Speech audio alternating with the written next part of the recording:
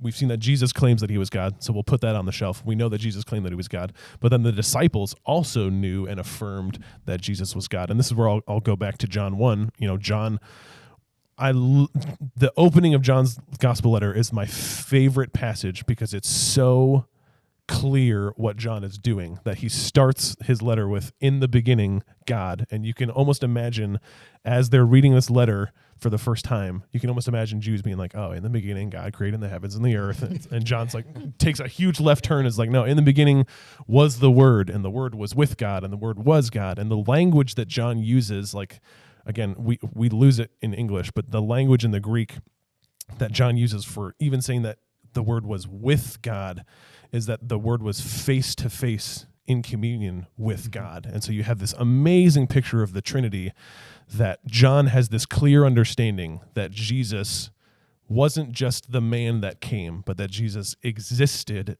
as God and was in perfect communion with God and created all things from that. And it's just an amazing picture. So John has that understanding.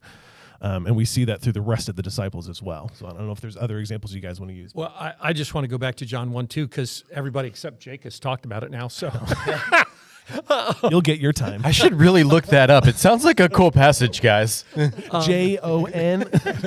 Yeah. I was just as you were talking, and I don't know that I've ever thought about it in this way before. All of the Jewish audience would have said that they would have thought, in the beginning, God created the heavens and the earth. In the beginning, God created the heavens. That's the starting place for everything about their relationship with God. And so for John to say, in the beginning was the Word, and then when they connect the dots and say, oh, the Word is Jesus, that is incredibly revolutionary to their mindset, to think Jesus that we saw on earth, that we interacted with, he was alive from the beginning of time.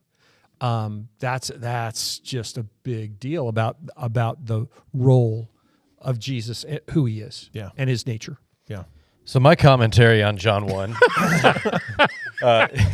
actually goes back to Genesis. Don't they say in Genesis, like the plurality that's used there is Trinitarian in itself, right? Yeah. Let us make man. Let us make man. So like John is really just connecting what's already there. It's almost like the worst kept secret in the history of the Jewish faith, right? Like they had this plurality, this us that was there, and then John is saying, hey, that us, we've met him. In fact, we've had dinner together, like, all of these kinds of things. So like even then, that's an incredible thing to think.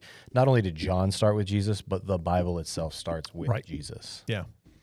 Yeah, and I think again, I'm trying to think through other examples of disciples where Jesus asked the disciples, people are saying this about me. What are people saying about me? And they're saying, oh, you're Elijah. You're saying, oh, you're this, you're that, you're a prophet, you're this. And then he says, who do you say that I am? Yeah.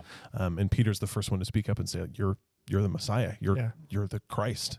So again, in the disciples, you see this clear understanding that they weren't really confused what Jesus was. I mean, there's a lot of confusion amongst the disciples through the Gospels, but you see this clear understanding as the Gospels develop that, oh, that's who Christ is. That's who Jesus is, because he's saying it and we're believing it.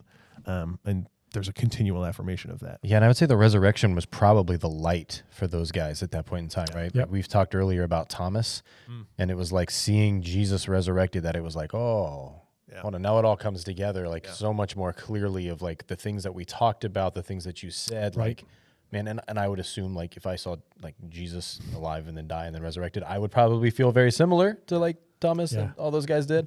But like you could tell that's like a light moment of being able to say, I mean, even the soldier at the tomb, surely this was the Son of God. Yeah. So like he saw all that happened. He saw the darkness, the earthquake. He saw, Jesus's actions on the cross and trial. And for him, it was like, this is unlike anything else.